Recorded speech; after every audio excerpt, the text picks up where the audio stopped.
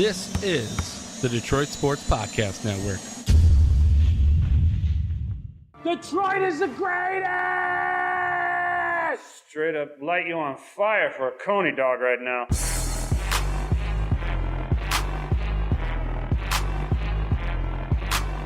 Darren McCarty comes back to Neiman in front of him. McCarty draws. McCarty in. McCarty scores! Hey, magnificent goal! Darren McCarty!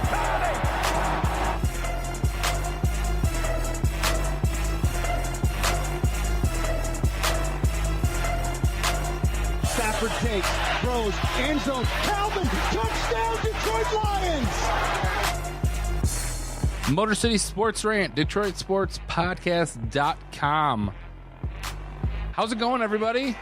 So we got another podcast. We actually made it on the air this week. I know me and Vinny had some issues on Monday, and Vinny apparently still has some issues because I'm sitting here staring at a mic with some headphones on it and a bunch of cups that John left on the table because he's kind of slobbish. But also across the table from me is the doc, John Macaroon. How's it going, John? It's going good. You know, we got to share good news. Vinny, after finally applying to probably over 1,000 places, landed a gig. And AM 1160. I think if you're in the Fenton area, you can take a listen to him. He's supposed to be doing some board work and some sports and news updates. Why? I know, Vinny. I know you want to be doing other stuff, but you finally made it. Congratulations to you. Yeah, we're happy, but for the podcast, that might leave some things up in the air because we got a set schedule. But if that was it for Vinny, we had a good run with him for a year. We'll see what happens. It's up in the air a little bit, but Vinny's doing his thing. He's a talented kid. He's got to work hard, and he got a lot of praise. He's very happy, excited to do his thing, and hey, if this can be a launching pad for people to get on the air and do their thing, then I'm very happy. So it was all good, brother. I know. So, but this train keeps rolling, brother. So what do we got today? What are we gonna hit on? There's so much we could talk about right now. The Red Wings and Pistons are well into their seasons. They're both actually doing similar, but we got to talk about the Lions. And the big news of this week is that they hired the general manager. They went quick. It wasn't Sheldon White. They didn't just stand pat. They hired Bob Quinn. He was the assistant personnel director in New England. So, I mean, your first reaction was my first reaction was, What's wrong with you guys? Adam had the same reaction. If you remember what I said, is it doesn't really matter who we bring in, as long as it wasn't Sheldon White. Any general manager that comes in they should get the benefit of the doubt because it's completely new, and we don't know what moves they're going to make. We don't know yet, and unfortunately, we don't know if Jim Caldwell is still going to be the coach. Which I know some people are kind of upset with that. There was some inkling that he might have been let go on the day that Bob Quinn was hired because they were supposedly meeting. And as the time goes on, I don't know. It feels like he's getting more cemented as a Lion, and definitely with them bringing Ernie Accorsi on as a special advisor, I really think this signals that Jim Caldwell is coming back. But back to Bob Quinn for a little bit. I think as long as he does a good job, I think anything that's not related to Millen is going to be good. And what we're going to see in this free agency period, what he does with Calvin, what he does with Stafford, definitely going into the draft. I think we it's just a wait and see. I mean, and also what they do with the scouting department. Okay, so now, the Lions have obviously set the mandate. We're going in a new direction. Bob Quinn said it again. Martha Ford wants to win, and she wants to win fast.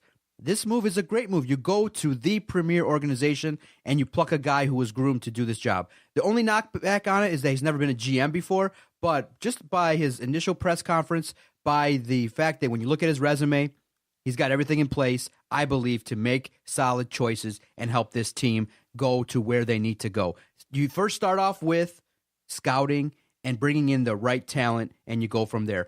I'm a little bit surprised about the Caldwell thing, but I do think when you look at it a little bit more, it behooves him to take his time, figure out if Caldwell is going to be a fit, and also look at the landscape around to see, hey, who else is out there? I think it's okay that he's taking his time. And that's the thing, though. You're saying that Martha Ford wants to win right now. And I think that's probably the biggest reason why he keeps Jim Caldwell. Because if he goes out, I'm not sure what coach is out there that he could bring in where they could win right now. Caldwell, as for as many bad decisions he has made, he still has a winning record over 2 years as a Lions coach, which I'm not sure a lot of Lions coaches can say that. And there's something to be said about having familiarity with the offense.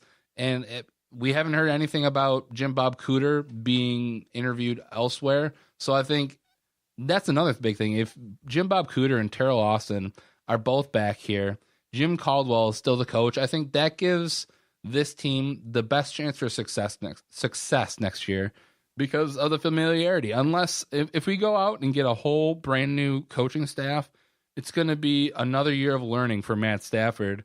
And it's just going to set up the excuses for next year that, Stafford needed another year to learn under this coach to figure out what's happening, and especially I think if Caldwell's gone, if Jim Bob Cooter's gone, it's definitely the end for Calvin Johnson. And if it's not the end for Calvin Johnson, he may even leave still. But I think if Caldwell is here and Jim Bob Cooter is running that offense, you stay in that kind of system, that it definitely bodes better for the offense, that they can move forward with Golden Tate as their premier wide receiver. And then maybe they look in the draft, maybe that 16th pick, you're looking at a guy like Laquan Treadwell from Ole Miss, or you're hopefully from the scouting staff, you can get a better wide receiver core in here. Now, if you could be a fly on the wall, when he came out for that first press conference, gave very PC answers, very brief and not too much detail.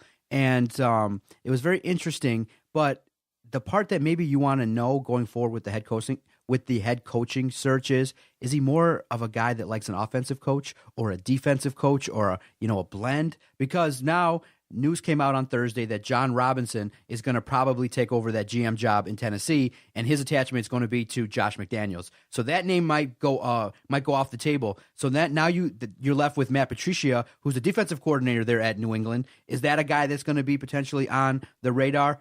Or if Bob Quinn is forward thinking, if he's progressive, and he feels that Jim Caldwell is not the guy, you may be able to maybe say, you know what, I got a guy already in the organization. I may be just, go in a different direction, but promote Terrell Austin.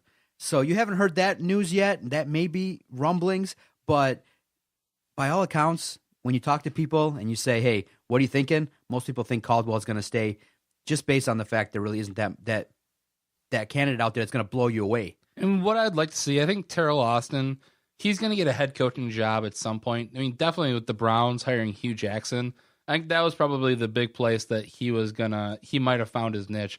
I think all the other positions, they're really looking elsewhere. San Francisco, like you said, Tennessee, they're looking at other people. You don't hear Terrell Austin's name. I think he's got another year or a couple years left as a defensive coordinator. I don't think he's going to leave anywhere. He's got DeAndre Levy coming back. Our defense had it going towards the end of the year. So I think it'll be helpful for him to stay.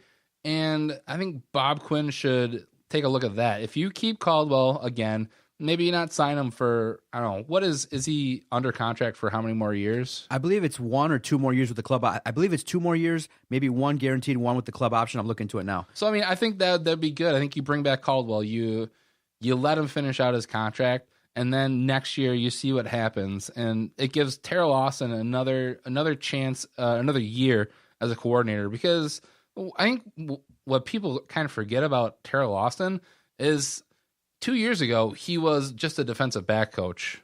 I know he was I think he was a defensive coordinator in college, but it's a big jump. And I know some people can do it, but I think there's a reason why he hasn't gotten that full-time gig yet.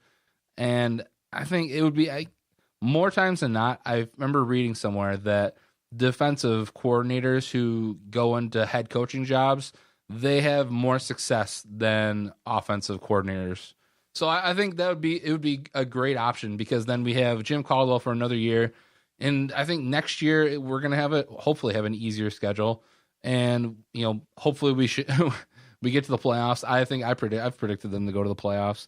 But then you get that option of having Terrell Austin next year, which I think that would be the best option for the Lions. Yeah, Caldwell got a 4-year deal, and the terms are between $4 and $5 million per, with a lot of incentives that are leaked into that contract. So the issue is, though, okay, you keep Caldwell. The team goes 10-6, 11-5. You have success. Now you can't go into the next year having him be a lame duck head coach. So the idea being that if you keep him, then you may be stuck with him for a long time, because they are poised with a couple of decent moves, and the way their schedule shakes out, you are poised to have success next year, and that means you'd have to kind of extend them even further.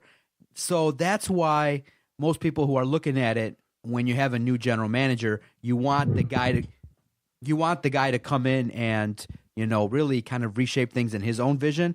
So I'm not right now concerned, because I believe he's fully evaluating what's going on, and I think he'll make the right choice. I don't see a scenario where Jim Caldwell is going to be the head coach leading you to the ultimate success, but hey, man, Bob Quinn's a new guy. He might have to just take a year to feel out the landscape. So, hey, and, people have pointed out in Indianapolis, when they hired a new GM, it took about 16, 17 days, and Jim Caldwell was let go around the 16th, 17th of January, back when he was let go. Well, tell me if you think this scenario is possible. So they keep Caldwell on for another year. They keep Terrell Austin, and this season let's say they go 9-7, 10-6. But it's apparent that it's not Caldwell, it's the players who literally got them there. That, let's say they even make the playoffs and lose in the first round. I could see the possibility where they still let Caldwell go, and then you promote the guy from within. It's like the Pistons back when they had Rick Carlisle, that he won with them, but he couldn't get them to the next level. And I think that might be where we are with Caldwell. And you give that one more year to Terrell Austin to get him ready, and then we have our coach of the future, hopefully. Okay. Maybe Jim Bob Cooter sticks around. See, I don't like wasted years. I like to be able to say, you know what, we're on the plan now, because you got Matthew Stafford another year older. You might or might not have Calvin Johnson. I want to get on this path of success now. So I understand that the patience game is probably really important, to be patient, not rush things, but I want to know the secret recipe. I want to know what's going on. What are you doing to build this team? I want to know those things. And I know right now it's only been, but relatively speaking, a week since he's got on the job. So everyone wants to think that he knows that he has the plan in place and he's ready to go, but we can be patient and probably wait a little bit and see what he's going to try to do. And if he takes that year, that's fine. But I want the Lions to get on that path of success, and I wish that they would have a new head coach. That's my wishes. But whatever the Lions do, the good thing is I have a good feeling that Bob Quinn will take the time to really evaluate the scouting department and really start with, outside of the coaches, getting some more talent on this team. Because when you look across the playoff landscape, all these teams got some great talent at big positions. Look at Pittsburgh. Antonio Brown's better than really most of what the Lions got. So you got to upgrade the talent, and if it involves letting Calvin Johnson go, so be it. But upgrade the talent, you'll have a chance in this league to have success consistently, and that's what I'm hoping he's going to build. Now, you just mentioned what I want to bring up, and so, I mean, regardless of who the head coach is, I think one of the next big decisions is figuring out what Calvin Johnson's going to do. He came out at the end of the season saying, hey, I'm not sure what I really want to do. I'm going to take some time, kind of figure it out. And I don't know. I mean, can the Lions actually survive without Calvin Johnson? I think it's something scary to think about. It's, back when it gives you the feeling initially of when Barry Sanders, when he just up and left. But I feel like this is a different situation than the whole Barry thing, because Barry, he was our whole team. Barry, who did we go with? It was some no name. I can't even remember his name. He was awful. But Calvin Johnson, if he were to leave, I'm not saying that he's not. It's not a huge loss, because he's a Hall of Fame talent, and I definitely think he has at least another year or two left in the tank. But we still have Golden Tate. Golden State is still kind of in his prime. I think, and we showed last year that he could take on that number one wide receiver role. And, Corey Fuller, he really hasn't, I don't think he's gotten a really good chance to shine. We don't know what we have in TJ Jones. Maybe Lance Moore comes back. He's a free agent. But I just think we're better set up if Calvin Johnson were to leave. Now, what do you think about Calvin leaving? I don't know if you say you're better set up. It provides you a situation where you're going to need to replace him, but you could go in free agency, look around out there. No, I'm just saying that we were better prepared for when, back when Barry left. Yes, of course. Barry left on the verge of training camp, and he left the team in a lurch. Calvin, I think he's going to take his time. I don't know. Gut feeling says he's going to hang it up. It's a tough thing to come back from all those injuries and all the work you got to put in. Rumors are coming out a little bit, and Dan Miller told us on the Doc and Jock podcast that he kind of had spoken to some teammates and said that was his last game. So it's probably the part that we're starting off is that he's thinking about retiring. And then if he's going to come back, he's going to need to be convinced. So it'll be a tough loss. It'll be a situation where you'd have to probably look at free agency or the draft to replace him. But you may have to look in a different direction. Maybe get that solid running game and build that offensive line so that Matthew Stafford can also have more balance. Golden Tate can be okay, serviceable, but you could go out there in the draft and get someone to kind of help mitigate the loss of Calvin Johnson. But it's tough. You really feel like a guy like that should have done more in his career and had more playoff success and done more. But hey, man, Father Time catches up with nobody. The train keeps on moving. So if it happens, I'll be okay with it. I don't think it'll be, too shocking because, like I said, when you look at the body of work, they haven't been in the playoffs with him. So I'm okay if he's gone. One thing I think will be interesting is that what will Bob Quinn actually want to do? Is he actually going to want to, if Calvin was like, I'm not sure if I really want to come back, is he going to, hey, you're an immense talent. You still got gas in the tank. You can do this for at least another year. Come back and, maybe restructure. Or is Bob Quinn just going to be like, okay, man, you've been great to this organization. I only got here, but I obviously know what you've been doing. And thanks for your years and give me back all this salary cap room. And I'm not sure if he might be the latter. You look at where he's coming from in New England, and they only really had one good wide receiver, and I think it was for only 2, maybe 3 years, and that was on Randy Moss. Otherwise, the Patriots have really succeeded without having that true all-star wide receiver. They've had guys like David Patton and Wes Welker, Julian Edelman, Danny Amendola now. Dante Stallworth. They've taken a lot of retread players and succeeded with them, and I know a lot of that is Tom Brady being Tom Brady, being able to get the ball to them, and having the genius that is Bill Belichick as their head coach. I'm not sure if Stafford has the ability to do that without having an all-star wide receiver, because that's the one thing you have to determine is at the end of the games when Stafford really needed to get a completion. I always felt he would throw the ball at Calvin, and Calvin would make this ridiculous catch, and they'd get a first down. And every time it would happen, I'd be like, oh, hey, that play actually worked. Maybe we should try that again earlier in the game. So, I mean, I'm just not sure if Stafford can succeed without having that all-star wide receiver. It definitely worked a little bit with Golden Tate, but I don't know. I'd definitely be worried. Now, to answer your question, I believe the name that popped in my mind was Ron Rivers when he was running back. I knew it was a Ron. Yeah, Ron Rivers, 1995-99. He replaced Barry Sanders. See, it goes to the whole point of, hey, how much more can you surround Matthew Stafford with talent and not have any success? I mean, you're coming off a 7-9 season. You're going into his 8th year. You're going to have to make him the franchise quarterback. It's a good problem to have. I believe that Bob Quinn stated that Matthew Stafford's the guy. He's like, okay, we're going to build around him. We need to support him and stuff like that. So I think you got Jim Bob Cooter. The offense showed signs. So there's other big receivers out there. I mean, you can find 6'4" receivers that can do some damage. Wide receiver is a position that you can get, relatively speaking, you can replace. Now to the level of Calvin Johnson, probably not, but you can get someone serviceable out there. Now you recall, though, what was when we talk about the Lions, this is kind of what their MO is. What do we talk about quite a bit of time when Barry Sanders was there? Or what do we talk about quite a bit of time when Calvin was in his prime? Who's the second guy? You tried to bring in Titus Young. You tried to bring in a plethora of guys to be that complimentary wide receiver.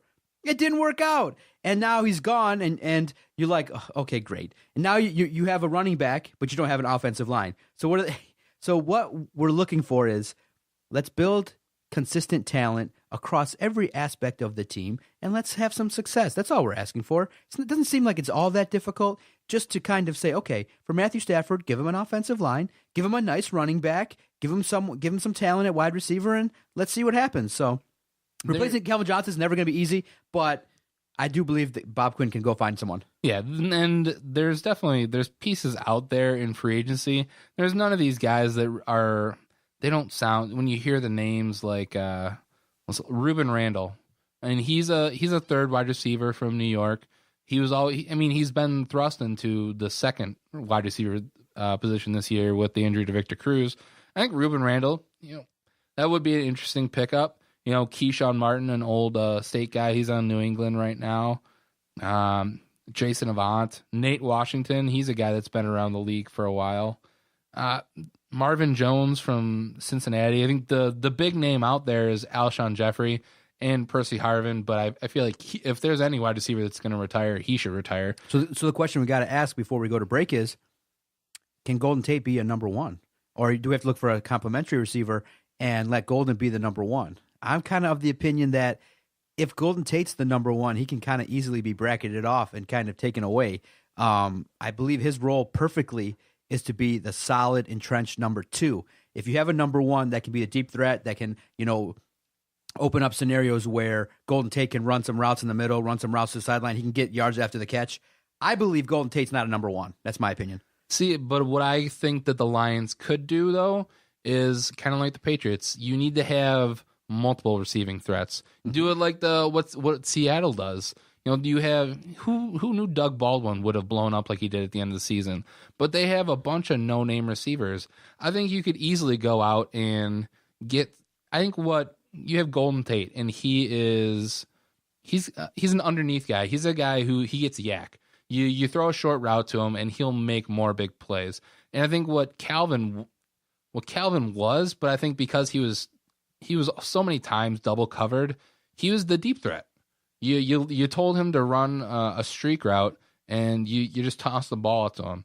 I think if we could go get one of those burners, maybe you look at a guy like Nate Washington, or if you want to go younger, Keyshawn Martin. And on our roster too, maybe the emerging TJ Jones can be more involved from Notre Dame. He came on, got his first touchdown, so they may be looking to him to kind of evolve, maybe take that firm place at the number 3 wide receiver spot. So I think TJ Jones could do that. I feel like TJ Jones is basically, he's almost a clone of Golden Tate. He does kind of the same thing, but I really think we need to get that vertical threat. And if you get the vertical threat, that means you have to cover all aspects. And I don't know, maybe if Eric Ebron could actually develop into a good receiving threat as a tight end, that would definitely help. The media here in town, man, they love trashing and putting up stuff on Ebron too. There was a report in the news, I think Josh Cassisteed said that Scout came out and reported that in his evaluation of Ebron, terrible hands, but will dance if he makes a key play. I read that. I was dying laughing. I was like, oh my God, that's what he does. He's always like, first down, having fun. And, I'm like, dude, it's just your second catch for like your stat line right now is 2 catches, 12 yards with 2 drops. Why are you dancing? I'm not trashing Ebron. I want more from him. We want more. I want to see less drops. I want consistently be a part of that offense and be the guy. I mean, literally, New England has, Gronkowski, and he's legitimately looked at as a number 1 fantasy threat, as a number 1 pick. That's what we're looking for. And again, like Stafford, Ebron's a product of his, it's not his fault he was drafted 10th, but you got to do more. He's got to do more, and he's got to be more consistent, be that additional weapon that Stafford needs, because Stafford needs help. And I don't know off the top of my head the number of targets he got and how many times he was throwing the ball. I think he needs to get that rapport with Stafford so he could be that the safety valve. I think one of the reasons that Rob Gronkowski is so good in New England is that Tom Brady knows that he can throw the ball to him, and he's going to do everything he can to make the catch and make a play. And I think that might be one of the issues right now is Stafford knows that, hey, I need to get it to either Calvin or I need to get to Golden Tate or the Theo Riddick package, basically just a dump down. I don't think he really trusts Ebron enough yet. Well, this time of year, it's the NFL playoffs. And you know what else this time of year brings us? Cold winter snow? Nope. Mel Kiper's draft board, baby. Mel Kiper has put out a draft board, and he's got the Lions preliminarily taking at their pick 6'4", 313-pounder Jaron Reed from Alabama.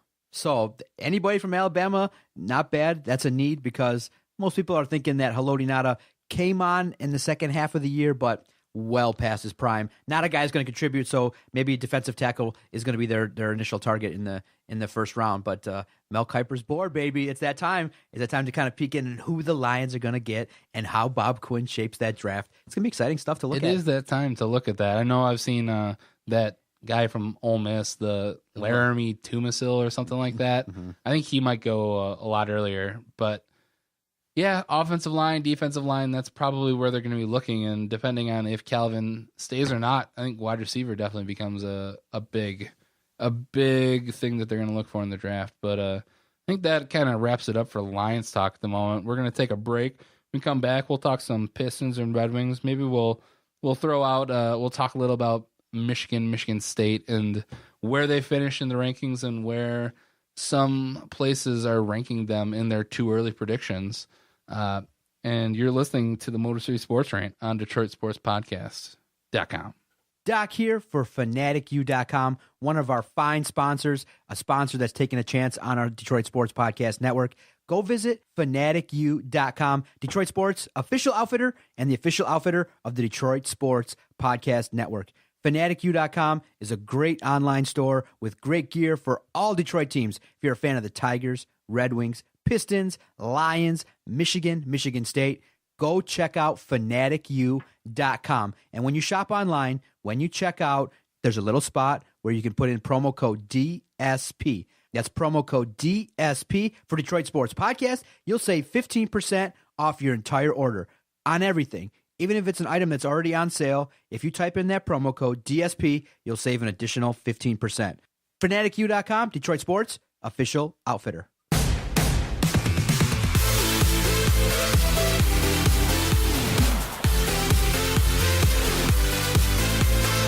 Motor City Sports Rant, DetroitSportsPodcast.com. Where do you want to go first? You want to talk some basketball or you want to talk some hockey? I want to talk some hockey, baby. I've been watching the Red Wings. I've been enjoying their play. Again, what's challenging is back-to-back games. You don't really get a sense of what the team's doing. They went out to the West Coast. Mrazek is playing great. The next night, Monday, they don't play that well in Los Angeles. Howard, fortunately right now he's been relegated to the second string at goaltender, and in the back-to-back game, the defense isn't going to play as well. The legs are going to be tired. But first and foremost, Mrazek has helped this team to be more consistent and to play a better brand of hockey. I'm happy. He's played a lot more games, and you're starting to see the it factor with the Red Wings goalie. You always start there. Mrazek's the guy. He gives you the best chance to win. Ride him out, and let's put that to bed. He should be named the number one starting goaltender, period. But he hasn't. That's the thing. It sucks. Now, that's the most frustrating thing. Whenever I turn the Wings game, I always happen to find a Howard game, and it's horrible. And it's last year, the running joke was that if they make it to the shootout, it's over. And I think I tuned into a stupid shootout game. Why is Jimmy Howard so bad at shootouts? That's one question I'd like to know. I have to imagine that they practice this during their morning skates. Why hasn't he gotten better? I mean, Mrazek, it's definitely it's a crapshoot, the shootouts, and there's definitely been less this year. But why can't he make a stop? Well, listen, on breakaways, man, these guys are talented, individuals that are going in on them one-on-one. So in that sense, I get it. But in the end, Mrazek just better. He's able to, make the stop. He maybe has better net coverage. Maybe his anticipation might be just that. In sports, man, you know it. Just that half a second, maybe a quarter second reaction speed faster is the difference between a save and a goal going in. And Mrazek's younger. He has that ability. Maybe he's just a little bit more talented. And maybe just to keep it simple, that he's just better able to anticipate where the puck's going. Maybe just noticing that little shoulder move or that little, tiny move that the player coming in on him is making might be just the difference between him kicking his foot out or not being able to. So Jimmy Howard just hasn't been able to consistently do that. But, the Red Wings, across the board, you just see that they play better when Mrazek's in net. And definitely, they gave a better effort. And, just halfway through the season, they got 51 points. They're second in the Atlantic and tied for third in the East. I feel like they're sitting in a pretty good position right now. I mean, hopefully at some point Mrazek definitely gets declared the number one. I still think they got some issues on defense. They went out and got Mike Green in the offseason. I'm not sure if he's really performed up to snuff as to what they really expected. And they go through scoring droughts. It doesn't make a lot of sense. Dylan Larkin, he's hands down the best player right now. And I think the big players would tell you the same. I think Henrik Zetterberg is it's amazing seeing a guy like that. And Datsuk, he's lost a step. And I think Nyquist and Tatar have kind of taken a step back this year. I don't know. Have you kind of felt the same way about that? I was just thinking about asking you now. Nyquist has gone 10 games without scoring, and he's being encouraged by Zetterberg to shoot the puck more, that it's okay. Tatar was in a slump, but he's kind of slowly coming out of it. So I think there's no real concern right now with Tatar because, it ebbs and flows with him. But Nyquist is a little bit concerning. You need him to be more of a consistent threat.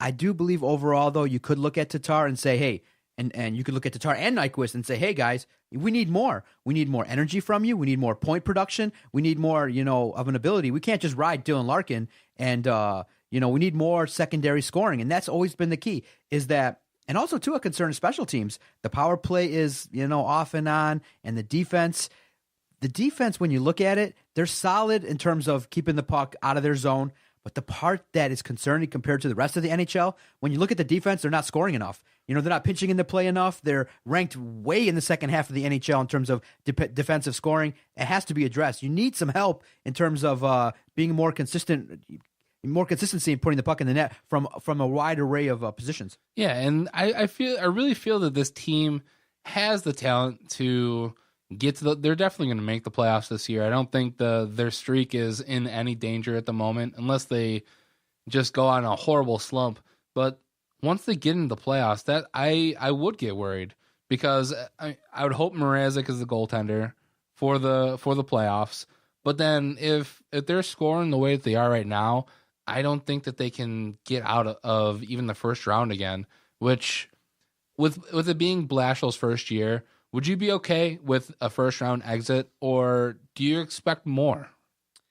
In terms of his job status, obviously Blashill will be looked upon favorably in his first year to get to the playoffs, but this team has enough talent, I believe, to get out of the first round. I do believe that maybe there are a couple more pieces away. The part that you want to see is that in the playoffs, they kind of have situations where they, get out to leads in series and then they give them up. Several series where they're up 3-1, 3-2, they were not able to close it out. So a team like the Red Wings is poised. You got young talent at a lot of different positions. You got a good mix of veteran and youth. And now you have that superstar that can light it up in the playoffs. If you need that guy that to, hey, say, let me carry this team on my shoulders and Dylan Larkin. But, I don't think it'll be a big problem if they lose in the first round this year. But going forward, they're going to have to make a playoff push in the next couple of seasons because these young guys aren't getting any younger. And the old guys are getting older. And the old guys are going to be gone. This might be one of the last couple of seasons where we actually see good production out of Zetterberg and Datsuk. In 2 or 3 years, those guys might be like third or fourth liners. You remember back when Yzerman in his closing years, he wasn't on the top line. We might see Datsuk on a third line with some of the newer players, and Are you starting to see an identity with these Red Wings based on what Jeff Blashill's doing? Can you kind of formulate that he wants a team that with a little bit higher energy that you want that they want to? You want to see them come out. You want to see them. You want to see them get more shots, but I know that's always an issue for them.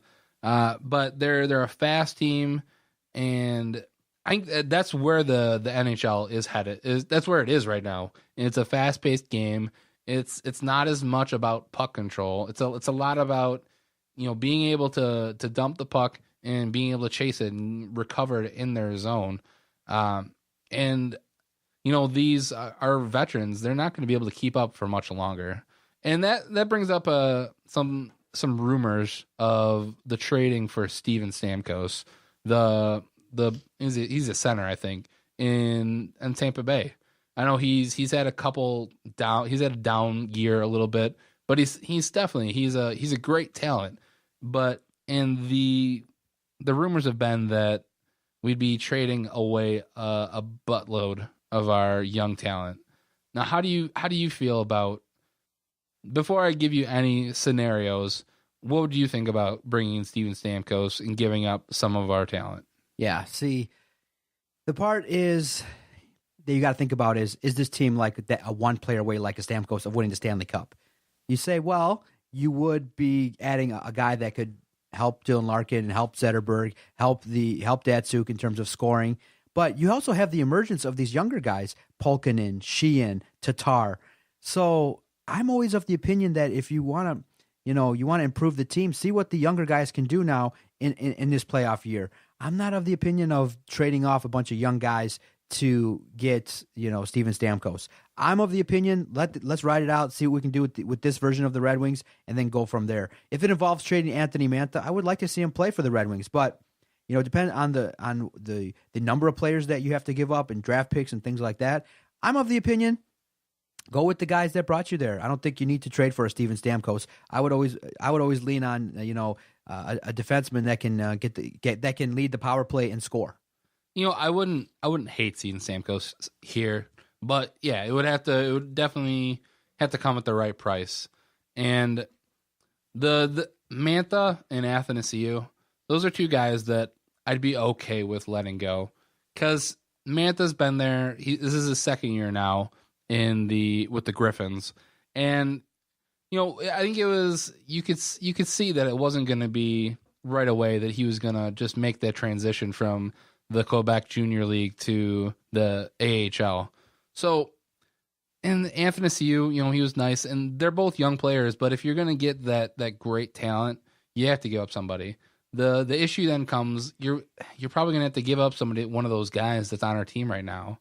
Larkin he's off limits. No, of course. I know last year back when I started on the podcast, I ruffled some feathers by saying that we should trade away Thomas Tatar, which, are you still of that mindset that you don't want to give away Nyquist, Tatar, either of those guys?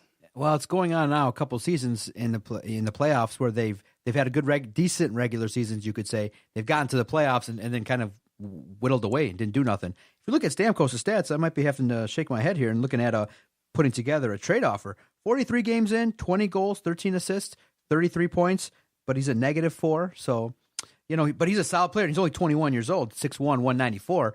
Man, that's, you're going to have to give up a lot. A guy going into his prime with that scoring ability. Yeah. Ooh. So, Larkin. Stamkos and Larkin, and two lines. He's off. Larkin's off limits. Yeah. But I think I would be okay with giving up Nyquist or Tatar, one of those guys, to get a guy like Steven Stamkos, because you're right. That would be, you'd have your 1 and 2 first line centers set for at least another 5 years. Wow. We're losing Datsuk and Zetterberg. Those guys they're old. They're like 35 and 36, right? Nope. So those are your first line centers for at least the next 5 years, and you'd be set. And then we'll throw in Jimmy Howard just for the fun of it.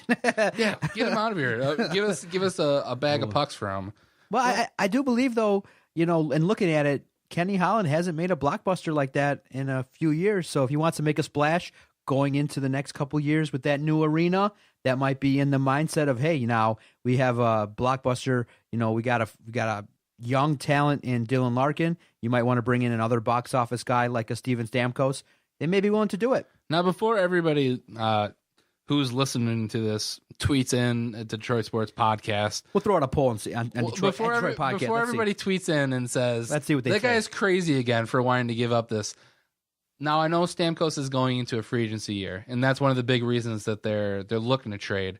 Would it make you feel better giving up a guy like Nyquist or Tatar if you had a guarantee that Stamkos actually signs a long-term deal?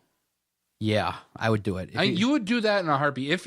If the scenario is that he's going to sign a long-term deal, it's 100% sure, you have to do that. Okay. Now I'm going to throw a poll up there at Detroit Podcast. Not should, because I think I get laughed at. Everyone's going to say yes. I'm going to put a poll. In your opinion, let's go. Let's see. Prognosticate. Will the Red Wings in the 2015-2016 season trade for Steven Stamkos? No. Okay. They won't. I just feel like it's Ken Holland. I don't really think that they would have to give up too much. I think my scenario, they'd probably have to give up Mantha, Athanasiou, maybe even another guy that's down there yet to be named. They'd probably have to give up draft picks. And I really think that they would push for Larkin. And Larkin is a guy that you can't give up right now. He's the first rookie that's been brought up. He made the All-Star team. This guy could be the next captain once Zetterberg retires. He's named an All-Star this year. It was the first overall pick of the Tampa Bay Lightning in 2008. Take a lot to get him. It'd be nice to see. Ooh, man. I mean, it would be cool, but I think it's a lot. Have you checked out the new pictures so far? Earlier today, you know how they have the helicopter flyovers with the traffic and stuff. They took pictures of the new development, and for me, I don't get downtown too much, and so sometimes I'm kind of, with my 5 phones, I'm in La La Land. But the proximity of Ford Field, Comerica Park, and the new arena, I looked at it, I'm like, no, it's that parking lot right off of right next to the Fox. Yep. I looked at it, I was like, because I took my father-in-law for the first time to the Lions game when they played San Francisco, and we took. I kind of now started piecing together. If you go down by Motor City Casino, you drive all the way down. That takes you just by the Fox Theater. I'm looking by, and I'm like, that's the new Red Wing Stadium right there. Yep. And they were building it. I'm like, oh my God, you know how many games I used to park in those parking lots? Those were my parking lots. I'd park right there and walk over by the church and get into Ford Field and Comerica Park. And I'm like, that's where the stadium is? That's beautiful, man. You can go to Hockey Town. You got the stadium right there. Oh, man. In talking to Sean Belichian on the one-on-one podcast, I asked him, should the Pistons go down there? At first I said, well, no, it's probably not smart business sense, but dude, you have 4 stadiums in Detroit, relatively speaking, within a couple miles of each other. It'd be beautiful, man. That stadium's going to be nice. The pictures are amazing. I was in awe. I was like, wow, dude. You could basically walk up to the development and see kind of how the stadium was being built. It's nice to see if you get a chance to go down there and see a building being constructed from the ground up. Yeah, I mean, I saw the same shot you saw, and it looks great. I can't wait till that's all done. And I know it's a bit off topic, but did you see the plan for the new LA Rams field? Dude, all you got to say is it's twice as much as Jerry World. $2.45 billion. That place looks amazing. That looks sick. That's some place where I'd want to go see a game there. But let's transition over to a little bit of NBA talk. Now, I know as the Red Wings, they're kind of in the mix right now. The Pistons they're right in there as well. Right now, they are 7th in the East, only 2.5 games back from 2nd in the East. But on the other hand, they are only 2.5 games away from 11th in the East.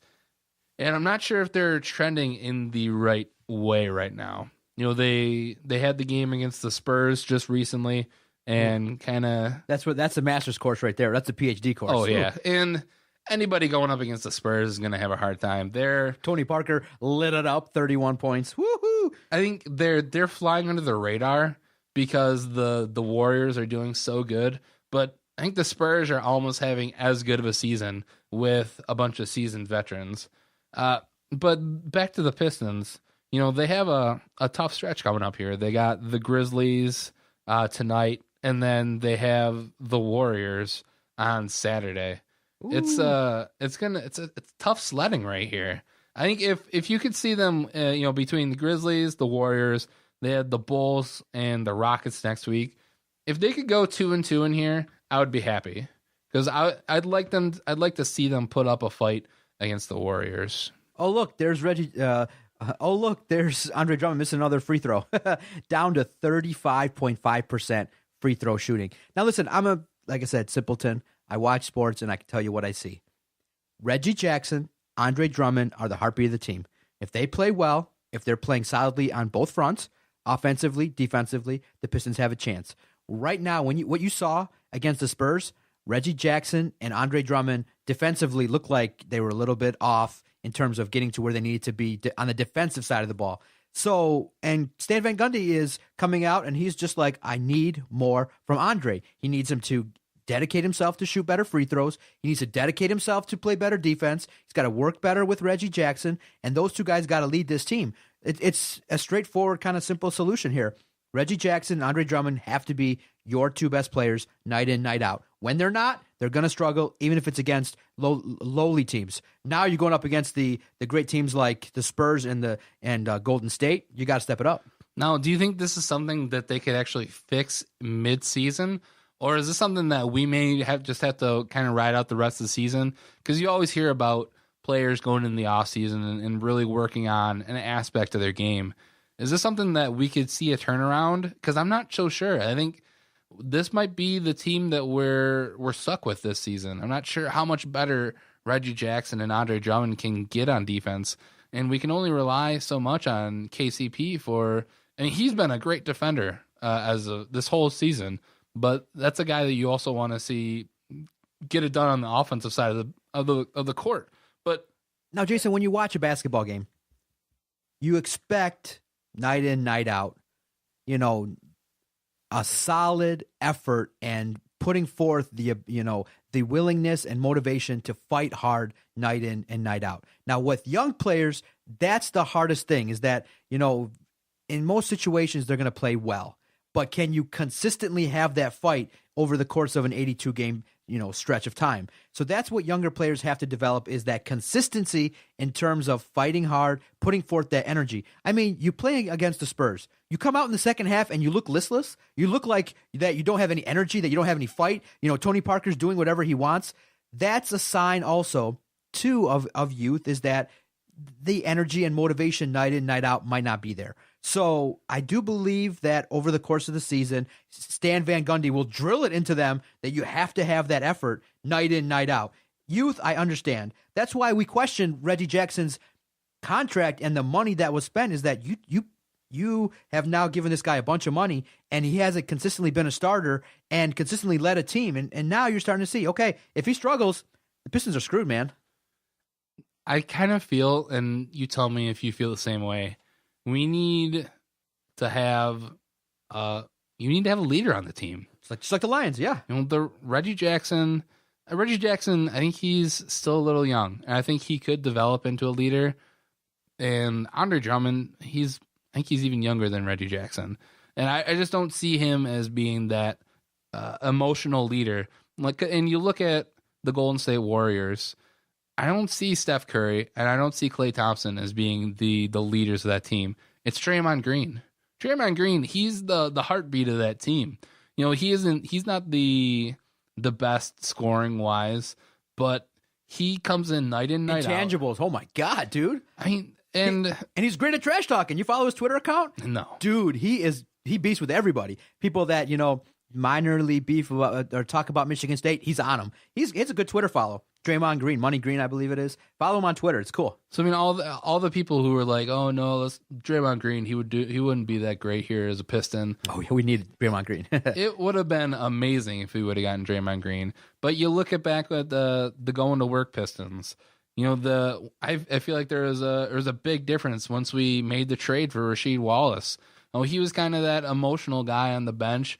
He kind of ruffled feathers. I think we need somebody like that. Yeah. I'm not sure. Morris should be that guy.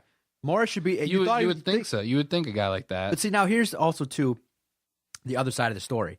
The Pistons they've gotten off to their best 38-game start in the better part of 5 or 6 years. So now you're thinking, okay, hey, we're doing okay. We just got to, do this. What Stan Van Gundy has to do is preach to them that, listen, the effort and consistency that you're showing will get your ass beat. And so they're starting to see that now because they just witnessed what San Antonio did to them. They've played some bigger teams, and they've been, in games like, look at that 4 overtime game. They fought and fought and fought for the better part of, 70 minutes. So the Pistons just have to develop more consistency and more fight and realize that, hey, just because that you've tasted a little bit of success, that doesn't mean that that's the level of effort you got to give. You got to go beyond that. You got to want more. You got to be able to say, you know what? If we play a game like that versus the Spurs, we got to have a good now 5-6 game stretch where we just crush people and let them know that, hey, we're no joke. But it's a young team. You got to remember that. It's a young team, and they're learning these kind of things. And Andre Drummond, remember, not even 25 yet. So, or he's close to it. So it's a young team. And they're going to be putting some big dollars into Drummond and Reggie Jackson. They got to be the leaders. They got to be more consistent. The good thing is, though, SVG holds nothing back. His press conferences, straight to the point. I can't believe a team going up against the Spurs doesn't show any fight. Come on now. The Spurs. Give me a break. Yeah. And so let's take another break. When we come back, we'll talk briefly Michigan State football. And then in the spirit of Vinny Stubbs, we will do the best segment on this show, Length or Girth. Motor City Sports Rant, DetroitSportsPodcast.com. Thank you to everybody that's been supporting the Detroit Sports Podcast Network. To keep the mics hot, the lights on in the office, just go visit DetroitSportsPodcast.com. Free and easy way to check out everything that we're doing here on the network. You can go download all the podcasts. You can check out all the great deals, 24/7 deals on tickets, on sporting gear, DetroitSportsPodcast.com. And the best and easiest way to support us, click through that Amazon banner on our website. If you're going to shop online, it costs you nothing extra. You just take one extra step, visit our website, click that Amazon banner. Your purchase will cost you nothing extra. When you make that purchase online and get shipped to you, kicks us back a little something, helps keep this project going. And as well, we're not just taking everything in and not giving back. Our project, we like to give back in terms of tickets. We recently gave away a $100 gift card to anybody that used the promo code. So check out our project, help keep us going, rolling out 6 to 7 weekly shows. DetroitSportsPodcast.com, best network in town. Now back to Jarvie and the Doc, DetroitSportsPodcast.com. All we need is somebody to lean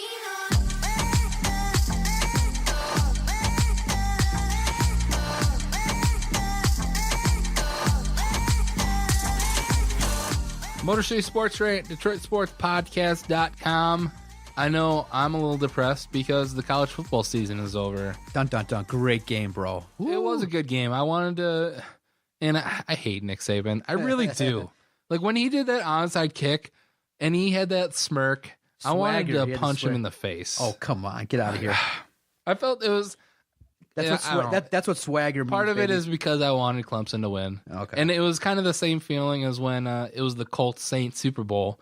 I wanted Manning to win his second one. Oh yeah, I was going to tell you, man. You blew up on Twitter. You were like live tweeting the game. You were going, man, is Clemson ever going to cover the guy that was blowing up for Alabama? And you were going off on Twitter. I did. I retweeted myself. Yeah, you tweeted yourself. It was a fun time. I can't. Why didn't they cover the tight end? And and I was thinking about it. I was looking at the replays of the game.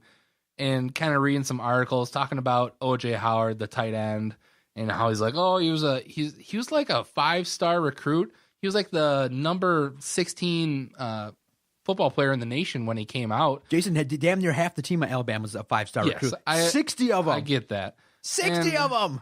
They're saying, Saban's like, oh, it's my fault that he wasn't really involved up until these last 2 games, really. But I thought about it a little deeper. Was this actually Saban's plan? Did Saban hold him back the entire year? And then they're like, oh, we're focused on Derrick Henry and then these Calvin Ridleys and then all of a sudden that's what makes Alabama. Yeah. I mean, you could say that, but here's the thing. They could come up with any different kind of strategy and they have the talent to go out and execute it. Simple as that. They got the best team. They have a solid defense. Listen, football, relatively speaking, like I said, keep it simple. Easy game. Good defense, solid running game, talented players that make key plays at the right times. They did all that. And in a game like that, 24-24, they had that little extra magic going for it on the onside kick and the kickoff return. Look, what did Sparty struggle with all year? What did we say? Special teams, the deep plays. And Clemson tested Alabama too a little bit, and so did Alabama. And it was just a great, enjoyable game. Listen, Nick Saban is a quality football coach who's got his program rolling along smoothly. It'll take an extraordinary effort to beat them when they got a team like that. And so they were hungry. They did it, and they are the national champions. Well deserved. Now, did you see Michigan basketball player Spike Albrecht, what he tweeted during the game? What did he tweet? He tweeted, I think Michigan beats either of these teams. # just saying. Yeah, okay. That's nice. Pretty, like I said, it's already out. Michigan's getting the love. Top 5 team already next year without a quarterback being named. Nice, huh? And that I had to tweet back because that was so ridiculous. You tweeted Spike? I did. There's a ton of people who were like, "Oh, you're joking. You got to beat Michigan State first." I didn't. I could have went down that road. What'd you tweet him? I tweeted him maybe in 3 to 4 years. Okay. Which I think that's probably accurate. Maybe 2 years, but I think 3 to 4 years, maybe they're competing with the likes of Alabama and Clemson. And then I also threw in the picture of the meme, the "Why You Always Lying" guy. I took a break on your Twitter. I got to check back in, and you got into it this week. Good for you. So that kind of leads me into the final rankings. So in the AP polls, MSU finished 6th, and U of M finished 12th. I'm actually surprised that Michigan State finished 6th. I know, they were in the Final Four, but the way that they finished, that getting housed 38-0, and the way that other teams performed in their bowl games, I almost kind of thought Michigan State might have not even made the top 10. Okay. No, they had a good team. When you make the Final Four and you had the victories that they had, I mean, the Ohio State victory gets you a lot of cred. So it's okay. It's a good finish, 6th. But I was looking at the performances. I figured Alabama and Clemson, they're still going to be in the top 5, regardless. Exactly. No, I thought the 6th spot was a perfte ranking for them. I don't know. I kind of felt they should have been a little bit lower, and that's being a Sparty. It's okay. Fair. Notre Dame, Ohio State. Even though, they played against each other, but it was a good game. And I thought Stanford, I think they should have been ranked higher. But it's interesting. Michigan finishing 12th. I don't know. I wouldn't have been surprised if they were higher, just because of the Michigan slaps. But then, of course, ESPN, they have to have their too early top 25 prediction for next year. And lo and behold, you Michigan people, you're ranked 4th in this too early. Without a quarterback being named. Wow. And then, having to go on the road versus some tough teams next year. Listen, this is what it is. Michigan gets their respect because Jim Harbaugh is just all over the place. I mean, he brings them, national respect. I like it, Listen, Michigan State doesn't have to defend themselves anymore. They've done their job. They are up there. I just want Michigan State to get more talent. Listen, man, I want 5-star recruits. Everyone they're going after is good, decent, but I don't want to coach them up anymore. Let's go out there. Let's go compete with Alabama. Let's get their recruits and come to Michigan State. Let's go because, you look at Michigan State and Clemson, oh my God. Or you look at Michigan State, Clemson, you look at Michigan State, Alabama, we are nowhere close. We would have got housed in that final game. Clemson would have ran us out. It would have been crazy. It would have probably killed Connor Cook. The Clemson quarterback probably would have had a field day running up and down. Dude, that dude's crazy. He is. And which actually leads me to believe maybe, just now kind of second guessing, I think Michigan State should have sprinkled in some plays with Damon Terry versus Alabama, a guy that you could kind of sprinkle in if Connor Cook struggled and you just rolled with him. I think if you wanted to think outside the box and compete with the big dogs, there should have been some Damon Terry packages in that game. Definitely. Michigan State's game plan, it was flawed. They tried to go out. They tried to play the same game that Alabama played, and you're not going to win that way. Right. And Clemson really, I really think that they had a really good chance. They should have won that game. You take away those big plays, then I think Clemson wins that game.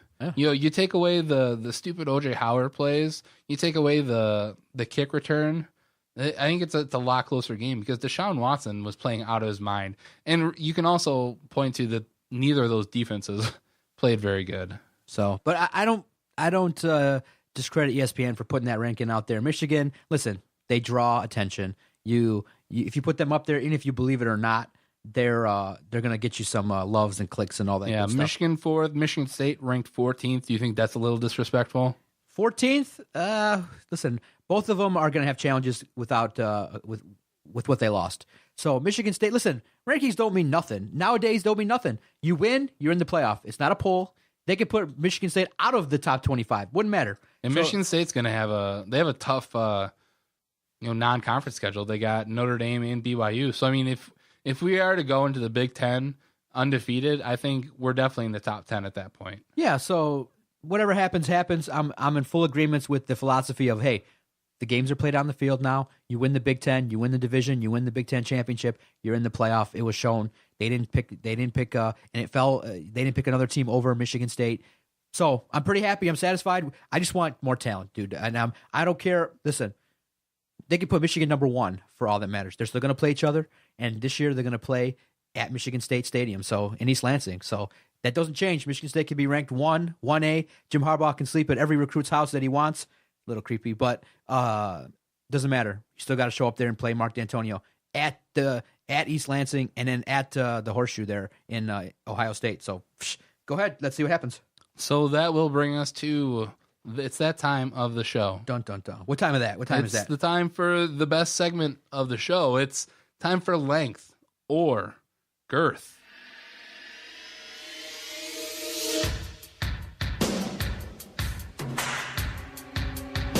With or without Vinny, we're keeping this a staple of the Motor City Sports Rant.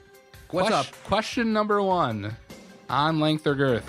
John Macaroon, put down your phone and listen to me. I hear you. The Wings goaltending situation. Peter Mrazek is the clear number 1, but for whatever reason, Jeff Blashill wants to sprinkle in a lot more Jimmy Howard than most people feel comfortable with. Length or girth? How long are they going to keep sticking with Jimmy Howard every now and then? Girth. They seen it. He came out and said that his performance was so-so against the Kings. They lost 4-2 with an abysmal second period. Ugh, they look sluggish. Back-to-back, you understand that. But Peter Mrazek's just better. And it really has now not much to do with Jimmy Howard. Once you see the comparison, Peter Mrazek's the guy. Girth, number 1 soon. I really hope it's Girth as well. I think it would be probably the biggest mistake of Blashill's first season if he does continue this past the All-Star break. I think by the All-Star break, you see that change where Mrazek takes over the starting position. Question number 2 on length or girth. John, are you ready? This music's great. I like this length or girth music. Oh, thank you. Tigers. We didn't mention them at all this episode. Yeah, we're I think less than a month away from pitchers and catchers in spring training. Are they done, getting more players? Are they going to try and go out and get an outfielder? Maybe Cespedes is still on the table. Length or girth on bringing players into the Tigers? Okay, fill my pea brain in. So if it's length, what does that mean? And or girth, what does that mean? Fill my pea brain in. Girth, they're not bringing anybody else in. Length, they're continuing to go out, get the guys like Cespedes and other outfielders and pitchers and whatever else they need. Some bats. Okay, I'm going to go girth. I think that they're going to look for minor players. They're going to have to address that outfield position still. They're talking maybe Ryan Rayburn. They're talking maybe other. Yeah, the guy's still being looked at as a guy as an option. But I'd rather have Donnie Kelly, baby. Alex Gordon's off the market. Cespedes, I don't know if they're holding off on that, but I do believe that the big name guys done. Girth. I don't know. I'm going to go length. I really kind of. Mike Ilitch is he's a crazy old man, and I don't think he really knows what to do with his money. So I think he's just going to spend it all on the Tigers, and they're probably. I wouldn't be surprised if Cespedes comes back. It was always talks of when they initially traded him that Cespedes is going to come back, and I know it's kind of died off. It seemed like a very good fit in New York for him, but for whatever reason they didn't re-sign him. I wouldn't be surprised. One domino's got to fall. You got to pay attention to the arbitration for J.D. Martinez. That'll set the price in terms of what will be left because he's going to go to arbitration probably this week, maybe as this airs. Well, hopefully that all gets figured out. But, yeah, I still think that we're going to bring in more players. And, I don't know, let's do another one. I don't have another one written down, but outside of the Detroit market, one of the big stories in the sports world, LA is getting football again. The Rams, they finalized their deal to move to LA, and right now the Chargers are supposedly going to be teaming up with them in that stadium, and that leaves out Oakland and the Oakland Raiders. Length or girth? is Oakland going to stay, in California stay the Oakland Raiders, or would you possibly see them moving, possibly to a place like San Antonio? Ooh, so length or girth? Are they staying in Oakland? Man, that's a tough one. That's a good question. I'm gonna say length. I think that they're gonna be there. For whatever reason, I'm not really sure why. It's a good opportunity to maybe look at the financial offers out there, but Oakland's such a diehard. How do you not have a team in Oakland? I mean, they got the rabid fans. I know it's a money thing. I know that, these teams are always looking for the best stadiums. If you look at that, like we talked about, the LA stadium, they're looking for the most money possible. But I don't know, just a gut feeling tells me they're going to stay. And they're going to have to figure something out because they're at that O.co arena, or the Coliseum, where they share it with the Athletics. And I've read stuff, and that place is a dump. And they're going to have to figure something out. Or I'm going to say Girth. I think at least for the next 2 years, they're probably in Oakland. But I wouldn't be surprised if the Chargers possibly back out on the LA deal with the Rams. I think Oakland definitely moves in and they team up there. Or I wouldn't really be surprised them moving, maybe to San Antonio. Ooh, that was a good segment, sir. I'm excited. It was a good podcast, man. Yeah, that'll do it for this episode. You got anything? Stay with us. Vinny has messaged me. He's looking at his schedule. He's looking over everything. He's trying his absolute darndest to make the Monday shows, but he's working through everything. But it's up in the air, so you got to stay with us to see if Vinny Stubbs returns to the Motor City Sports Rant. Now, I'm just a fly off the handle kind of guy, but I'm too nice, so we'll see what happens. Maybe Vinny will be here. Maybe he won't. You know what I did though? I wiped him from the website. DetroitSportsPodcast.com wiped. That's cold. It's only one picture and 2 pages, one picture. So he might actually be happy about that. He might be. We'll see. Let's see if Vinny Stubbs comes back to the podcast. I'm just a nice guy, minute to minute. What are you gonna do? Yeah, tune in next week. Maybe Vinny's here. Maybe he's not. Maybe he's on the air doing some crazy stuff. But we'll have to see. For John Macaroon, I am Jason Jarvie. And this was the Motor City Sports Rant on DetroitSportsPodcast.com. Have a great weekend, y'all.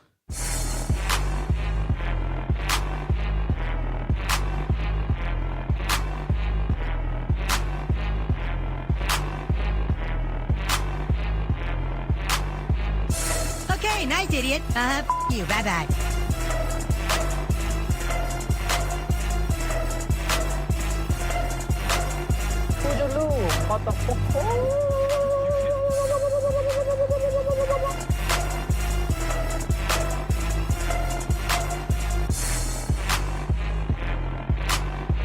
Good day, sir. I said good day.